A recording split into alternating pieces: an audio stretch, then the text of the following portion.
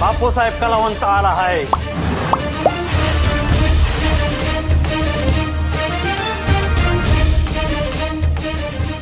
तू स्वतःहून आलास? होय, हजेरी द्यायची आहे ना व. मग त्या दिवशी पळून का गेलास? अहो साहेब, काम होती त्या दिवशी. काय कामं होती? नारेबाजी करण्याची आणि सरकारी कचेऱ्याची नासधूस करण्याची.